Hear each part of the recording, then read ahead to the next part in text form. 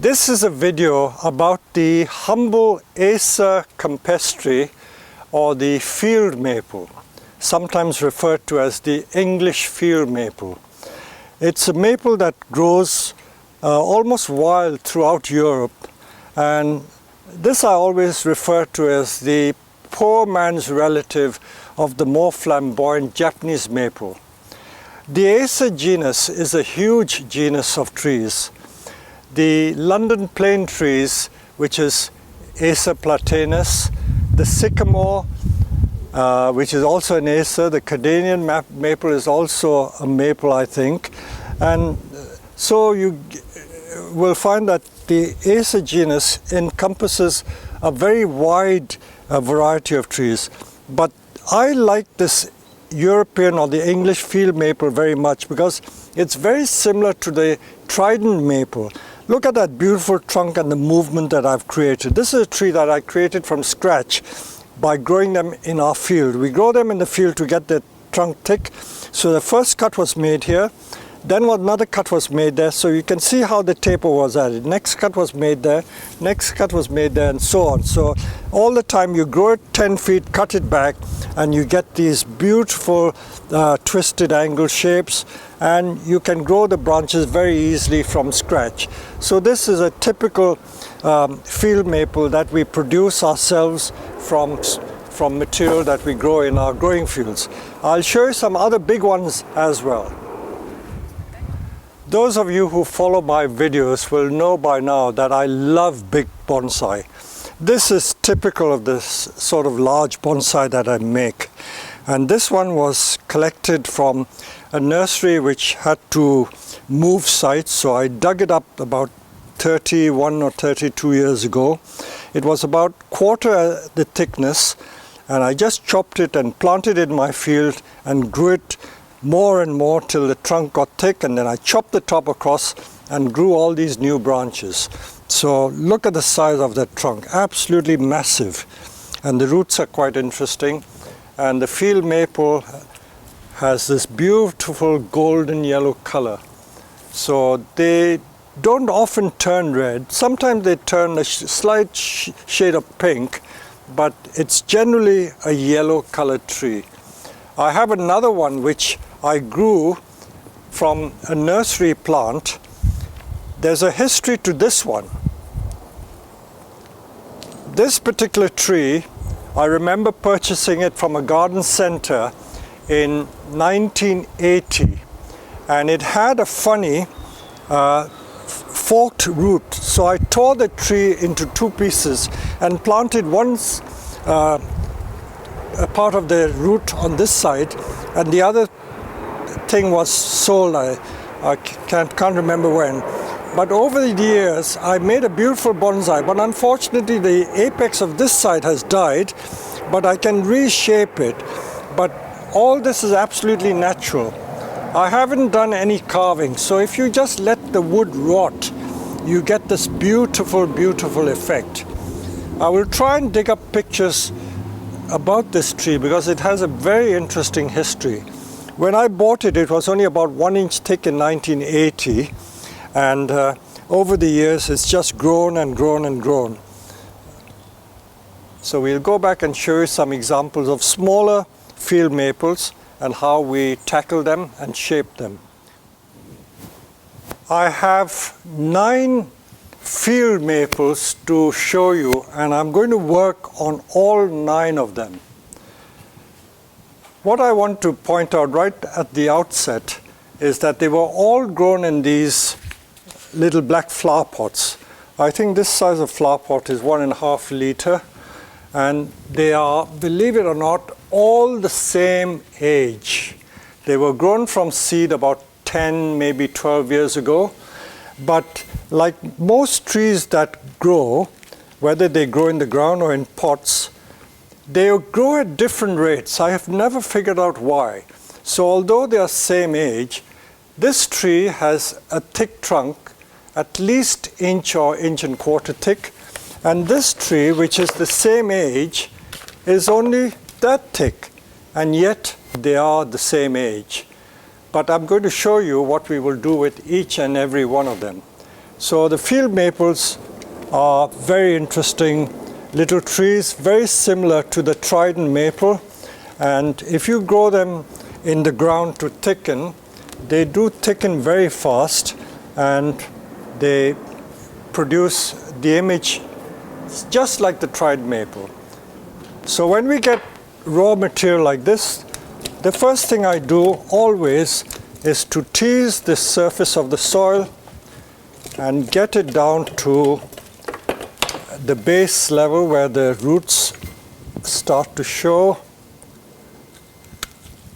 Never waste what is below the surface, because you'll find beautiful surface roots, and that is what the Japanese call the nebari, or the base of the tree.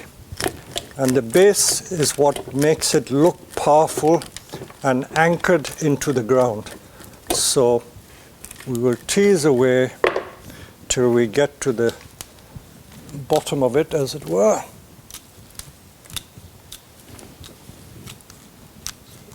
So although they are all the same age trees, I'm going to show you what variation we have. So these trees I always grow, and then I chop it off. This tree would have been chopped off there, and the new leader becomes this part. And then I chop this, and then another leader pops up. So whenever you chop, you will get new shoots growing. So if I wanted to make a simple bonsai out of this, without being too sophisticated,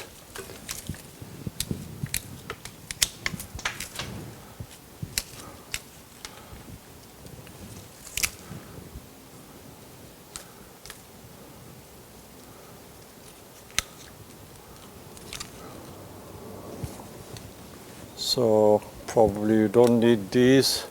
Usually if the branches are too thick, I prefer to remove them and let it produce thinner branches. So the base is quite nice there. It's got quite a lot of interesting movement there, so I can chop harder. If I don't want the tree to be too big, I can chop it there and make the tree come back on itself. Get rid of that. So that's back to the structure. So that's how I would deal with that one. And next day we'll get lots more branches growing from there. So that's number one done. Let's move on to number two. I would point out that the field maples are all extremely vigorous trees. Look at the roots that have come from underneath. Now, the field maple is quite unlike the other maples. In fact, the Japanese maple is different in this respect, because what I'm going to show you here are these roots. The field maple can propagate from root cuttings. Like the crab apples, they propagate from root cuttings. I don't know why the Japanese maple cannot be propagated from root cuttings. It's one of the strange things. I'm not a plant geneticist or plant physiologist, so I don't know the answer. But this is all from trial and error. So if you plant these roots in a pot, in fact you can even plant these little bits, they will produce shoots. So they will produce shoots. So you get a nice mommy tree from that.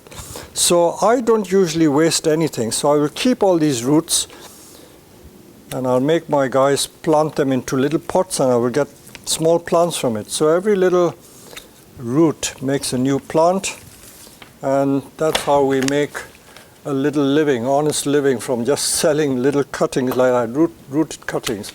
So now this tree, okay, I've taken the roots from the base. I can probably take it out of the pot. So again, the first thing I do, so by the time you've seen this video, you will probably be inspired to do it yourself. And it just shows you the procedure I follow when I make these bonsai. I don't mind giving you all these secrets. A lot of people don't realize how these things are made, but here you are, secrets for free. So this one has a very ugly root there. When you get thick roots like this, going back on itself, they're not pretty. So I would get rid of it. But you remember what I said? They produce plants from the roots, so we'll keep this for a root cutting, because it's not going to be a nice surface roots to form the nibari of the tree. So that will be a nice thick plant, so it could have a nice bend straight away. So let's look at this tree again. Some more ugly roots I get rid of. So if you want to make nice small bonsai, this is the way to go about it. How easy is that? You may or may not wish to wire at this stage. If you like to do a bit of wiring, you can wire a bit like that, and you get a very nice looking slender tree to grow like that. So that's number 2 finished. Let's go on to the third one. Every tree is going to be different. So more root cuttings. So this is the boring work that I have to do.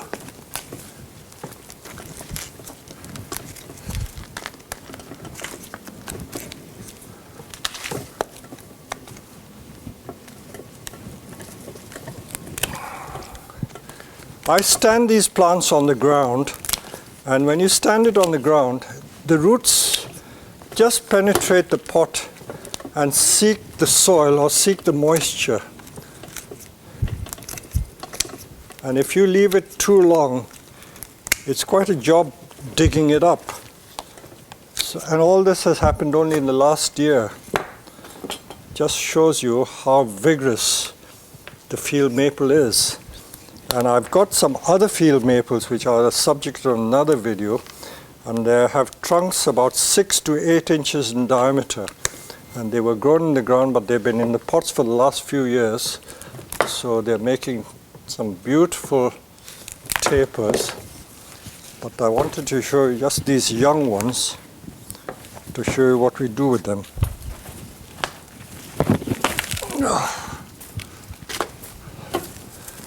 So again,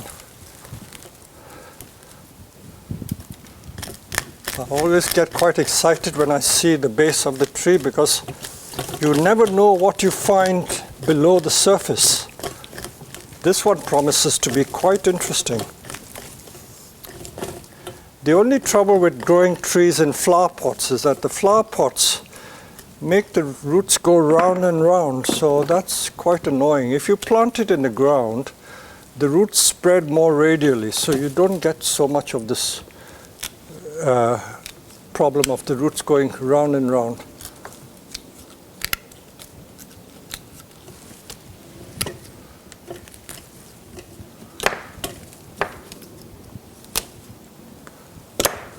But anyway, there are more root cuttings for me, because I'm not going to use these circular roots.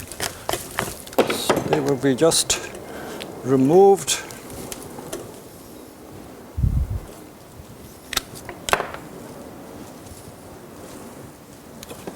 Lots of ugly roots. See all these roots? I don't need them.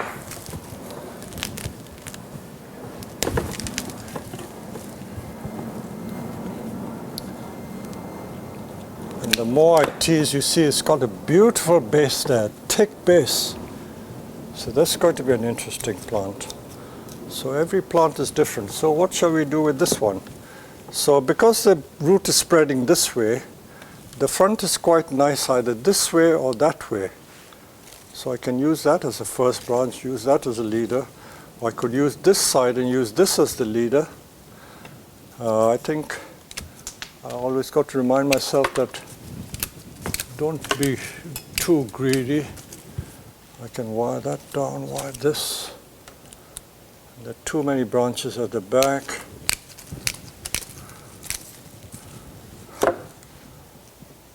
But really I should take that off. That's ugly, that's very ugly. So we will take that bit off. So we'll chop it with this branch lopper, so that get a more smooth taper. So this is how taper is made. So I've got to be patient and let this grow. So next year I'll get more branches from there. So I won't get an instant bonsai in this case. So I'll be a bit patient and wait for more branches to grow. But meanwhile, the base is very beautiful. So this has got tremendous potential. So this is just to show that sometimes you have to wait, and looking at the base of the tree, the more interesting roots, lots of congested roots. So these are all going to make beautiful root cuttings, and they will become used for small plants.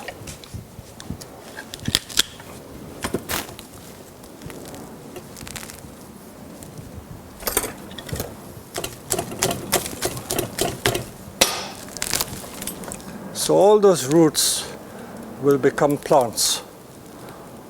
So that will be cut there. So that will make a tree. This will make a very interesting tree. Look at that. Look at the shape of that. So nothing is ever wasted. As they say, you know, when the Chinese do cooking, they will eat the feet, they will eat the beak. Every part of the bird is used. So this is very similar, because I'm going to use all the roots, all the shoots, and they will all end up as bonsai in one form or another. The more I delve into this, the more interest I find. See, below the surface, they're just going to be hidden, and rather than just waste it, I'm going to make root cuttings from it. So this one plant will produce about 10 or 12 separate bonsai. So that is the base of the tree. Nice bole there, B-O-L-E, bole. This tree could even go this way. And then all these are beautiful, mature root cuttings. So I will get straight away plants with 1/4-inch pencil thick trunks.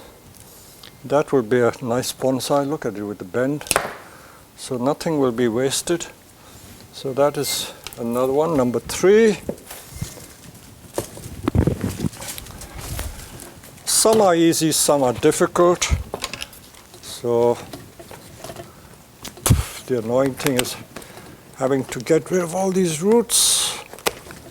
I'm showing you what is called warts and all, because I don't want you to get the impression that just by doing a few cuts with the secateurs you get a bonsai. There's the preparation to do, and this preparation, although tedious, is all part of the fun of making bonsai.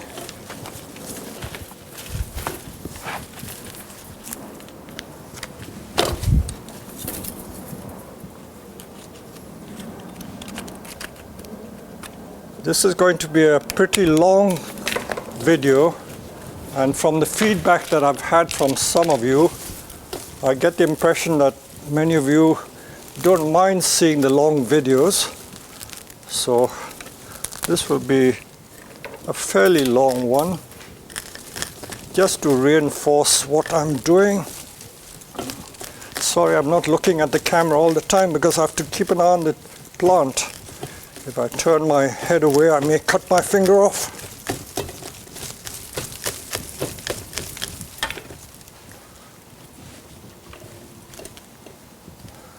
So let's tease away. Again, these ugly roots which have gone round and round. We don't need them. Root cuttings, more root cuttings. If only the Japanese maple could propagate from root cuttings, we would be laughing. But sadly, no. Okay. Not all trees need to have thick trunks. Many of us get obsessed with thick trunk trees. But trees with slender trunks can also be graceful.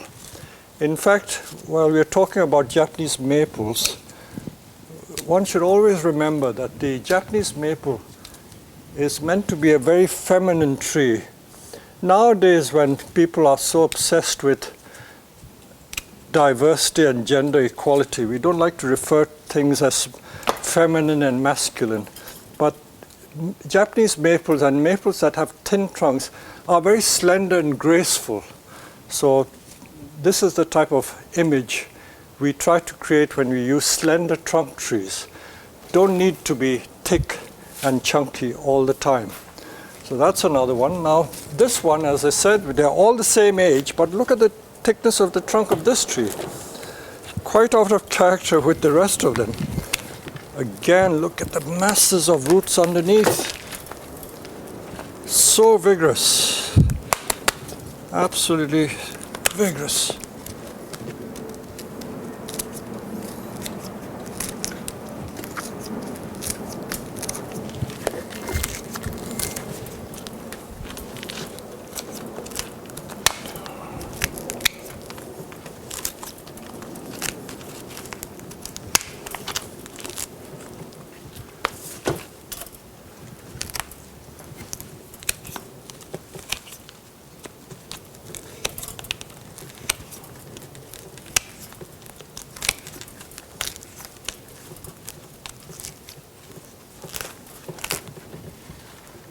As I said, sometimes the roots go right into the ground and you have to dig it up with a spade.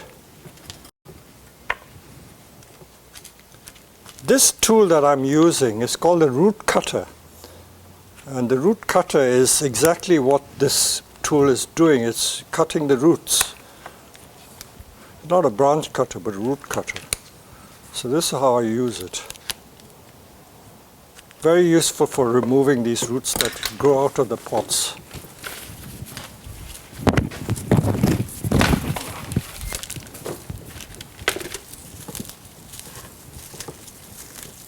Again, beautiful base.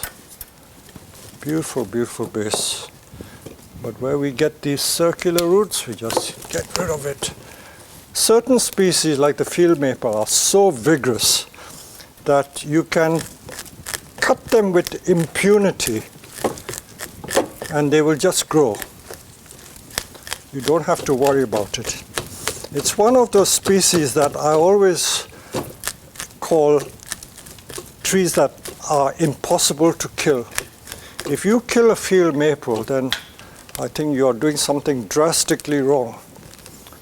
But it's one of those trees that cannot be killed easily. So again, beautiful base there. It's got lovely movement. Look at that. It's just grown naturally. So the first cut was there. Second cut there, you can still see the little stub that I left. Third cut I was done here. So that's what I've done this year only. And look at that beautiful effect I've got. So without any effort, I've already got a beautiful bonsai like that. And that would be a lovely thing, just as it is. So put it in a bonsai pot and we've got a lovely tree. And then we go on to the next one. These I took out of the pot yesterday just to discover what was below there. So it's got lovely base. So this tree I chopped there last year to produce a short tree. So that's that one done. Now this one I want to show because you have again a very interesting ugly root. I don't know if I can use it. I know I sometimes use exposed roots in my bonsai, but that is a bit over the top. I think that is really ugly. So I don't want to keep that, so let's get rid of it. So with the big loppers, but as I said all along, nothing is ever wasted here. We will use every single bit. And this is going to make such a beautiful bonsai with a twist.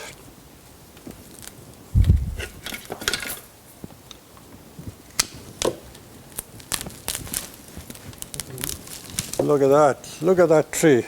It's going to sprout from there. That will make a beautiful bonsai. So that root will be saved. And it's just gone round and round in circles around that flower pot. So I don't think this is particularly pretty. So we will just get rid of it. I will stop when I find that there is insufficient root left. But what I see is that they can all be utilized.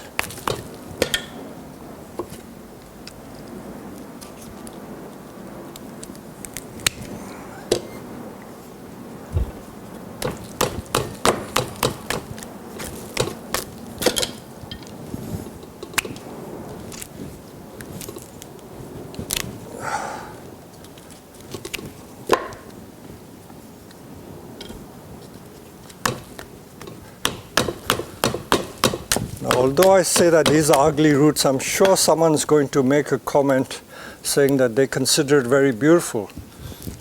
But I always respect other people's views because beauty is in the eye of the beholder.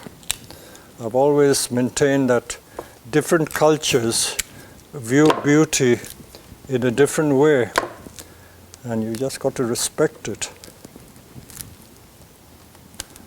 The exposed root style that some of the bonsai in China are made into, it's not to everyone's taste. Some people rave about it, others don't. So look at that. Again, nice bonsai can get out of that. So all these will be saved. So all those ugly roots have come off. And there's another thick root here. Why waste that? That will make a nice bonsai too. So there's still sufficient root here. I might be even tempted to take that, but I think it could be stretching it too much.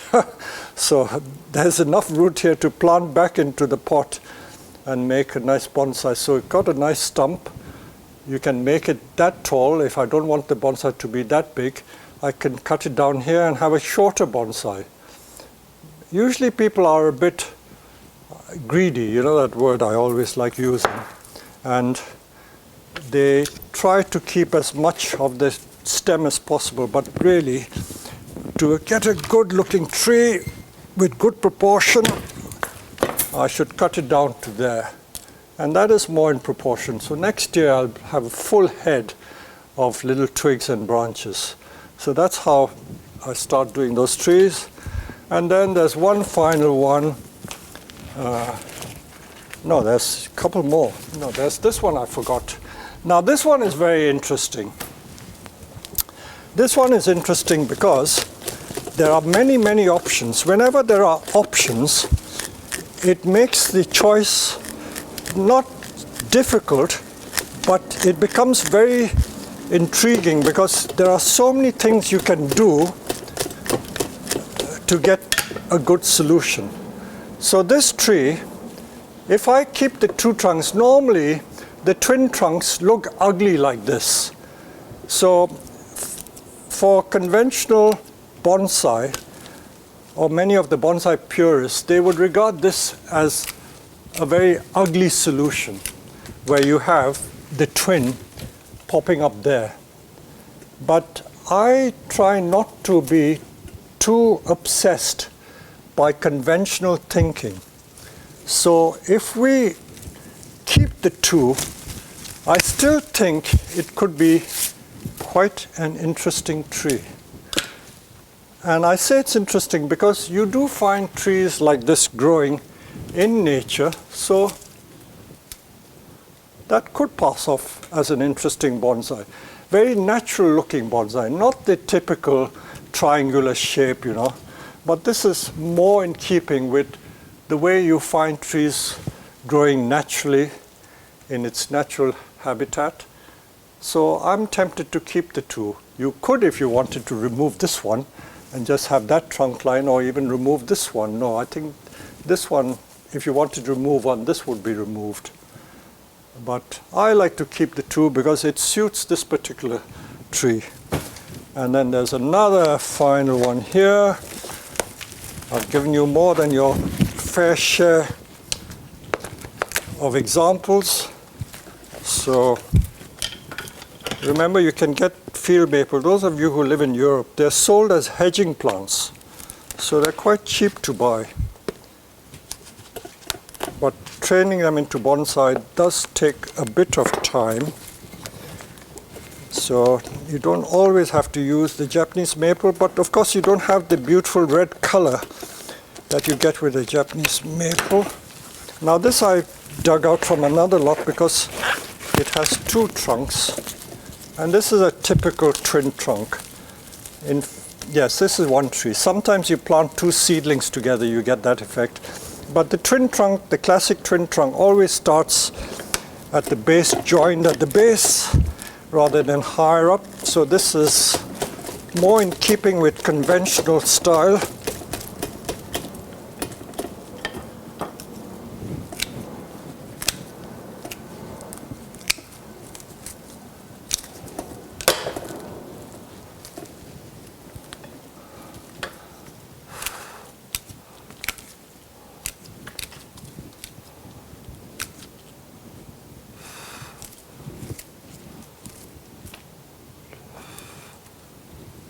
You could have like a mother and child, one tall and one short.